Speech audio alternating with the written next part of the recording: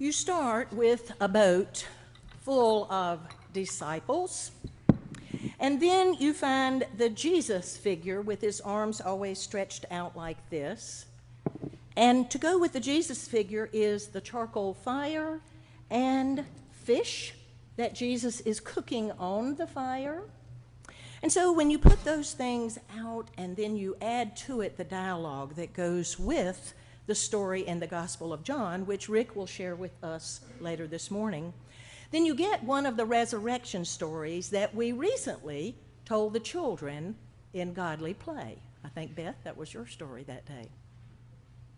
Now, imagine you're being in the back of the room and watching the Godly Play take place. The storyteller will get down on his or her knees and spread out a felt cloth. And then, very slowly and very intentionally, using each of the characters and resources in the basket, will tell the story as the characters move around according to the dialogue. No one speaking but the storyteller, and the children's eyes all glued right on the action.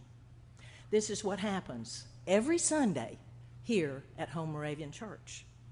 And I want you to know about it because it's one of the most wonderful parts of our children's ministry here. 5, 6, or 7 years ago, the Godly Play began at Home Moravian. It took the talents of several fabulous woodworkers to make all of the necessary pieces for over 100 stories. Most of them are biblical. Some of them are Moravian that follow our history, and all of them are assigned to a specific week over a 4-year rotation. Now, that was a huge undertaking to begin Godly Play.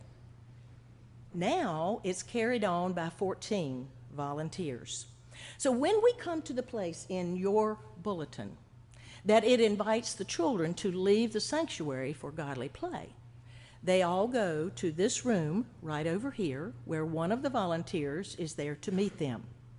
And if the refreshments are already out for coffee fellowship, the volunteer very carefully leads them past that table over to a special room in the Ronthaler building where the other volunteer is already there waiting to tell the story in a very structured way and to lead the children in the other worshipful activities that are a part of Godly Play. We had a recent training workshop for some new volunteers. And so now we have added Jane Carmichael, Susan Elster, Catherine Green, Ashley Sanders, and Valerie Sutherland to our volunteer list. Now, some of the other volunteers have been teaching the stories for several years, some of them even from the very beginning.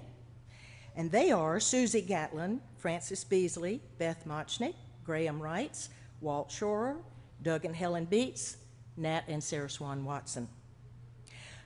I wanted you to know, when you hear the term Godly Play, what that means. Because it is a highly effective ministry here at our church with our young children that allows them to worship and learn in very age-appropriate ways, while the rest of us are privileged to participate in worship here in the sanctuary. I am grateful for those who said yes at the very beginning and undertook the mammoth task of making all this possible. I am also grateful for the volunteers who continue the ministry today.